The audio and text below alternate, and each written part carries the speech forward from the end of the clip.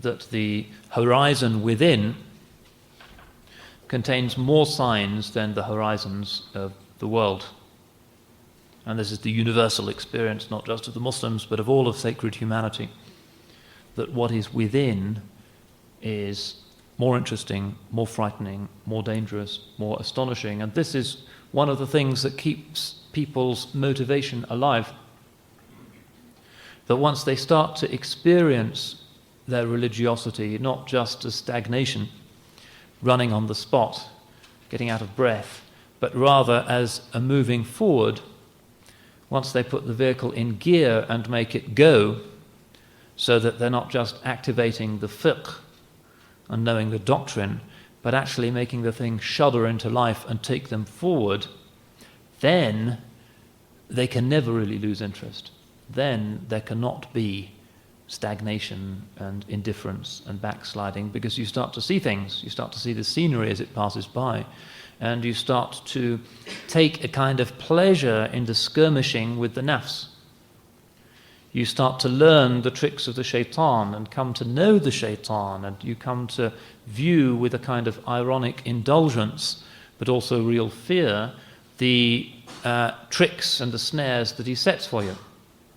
You start to gain a knowledge of the psychology of the enemy, and you see that his ruses are often immensely subtle, and the tricks that he plays on us, the ways in which he persuades us that particular practices should be abandoned, or that we should break the rules, or at least lean very heavily on the fence that surrounds the haram. All of those tricks that he plays with us, often using religious justifications to lead us towards what is clearly not religious. You start to figure out his motivations, and then that's when the kaid shaitan becomes da'if.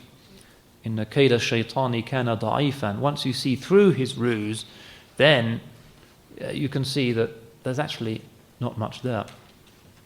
There isn't much there. He's persistent, snapping at our heels, constantly encouraging us to act as if we were going to live forever. But once you start to put the vehicle into gear, and you really start to live the religious life rather than just telling the world and yourself that that's what you're doing, once it becomes part of your most fundamental instinctual motivations in every situation rather than something that you have to regularly remind yourself of, then it becomes more interesting. Then you can throw the switch and light flows through the system, and then you start to see its wisdom. The Sharia, in the form of the Muslim life, can accidentally seem attractive from without. People like Islam as a lifestyle option, perhaps. Frequently they join Islam because they like the idea of wearing a turban or whatever it might be.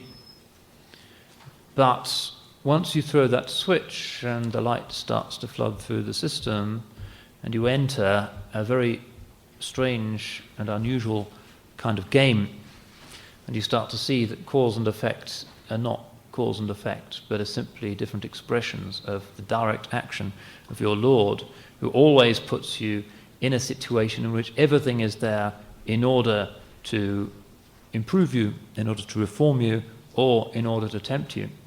Every situation is a religious situation, not just occasionally. Then you can begin to see the true greatness of the Sunnah. The more you progress, the more you recognize the religious genius of the fiqh. At the outset, when you can't really imagine what the religious life is about, it is just a lifestyle option. But as you progress, then the motivation grows, because you start to see the greatness of this vehicle, and you start to get an inkling of the greatness of those who have made the journey. And that's when the real love for the Prophet ﷺ really starts to be activated in the soul. This is a fundamental quality of belief. Not one of you has Iman until I am more beloved to him than his mother, his family, and all mankind. Plenty of hadith like that. And that's not something that you can just produce It's not like doing wudu or accepting a doctrine. Mahabba is from the heart, and it's always a sign of sincerity. You can do wudu and be insincere, but you can't love insincerely. And it's the quality of those who have made progress in this suluk that their love of the Prophet ﷺ increases. One reason for that being that as the eye within starts to open, they get a better perception of his greatness ﷺ. Not just his greatness in history, what he did, the overcoming of idolatry, the kick-starting of a great civilization, but the greatness of establishing a sunnah, a pattern of life that is all about suluk. And it's one of Imam al-Ghazali's great insights that he shows that every last detail of the fiqh is about purifying the heart.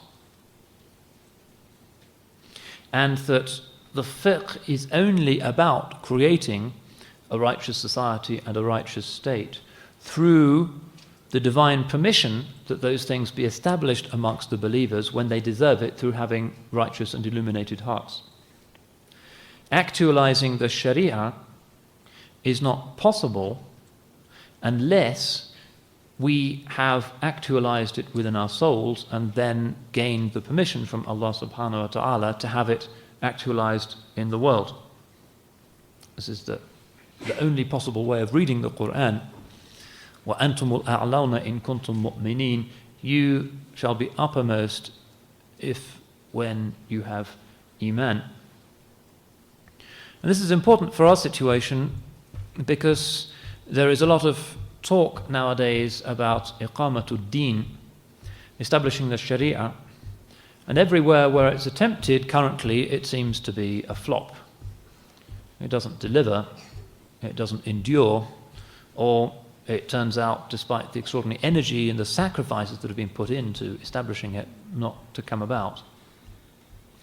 The reason for this is that if there is no suluk at work, if this inaba has not taken place, if this shunning the abode of beguilement is not in our hearts, then Allah subhanahu wa ta'ala will not give his all-important consent that a community will be ennobled by the actualizing of his laws.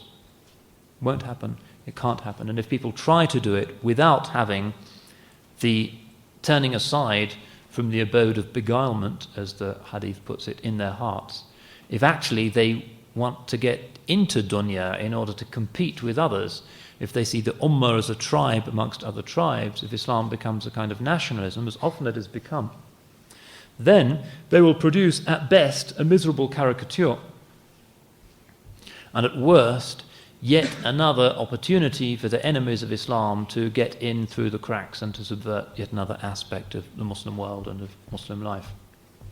It backfires. Enter houses by their doors. The only way to have iqamatul deen is through this process of turning aside from the abode of beguilement, remembering death, love for Allah and His Messenger, the suluk, the whole difficult process of cleansing the stables of the heart. That has to be engaged in, this tazkiyah has to take place before we can hope for any success in our political, ideological machinations. And it's a sign of the ignorance of Islam that prevails amongst many Muslim activists today, that they are putting the cart before the horse and then wondering why the thing won't move.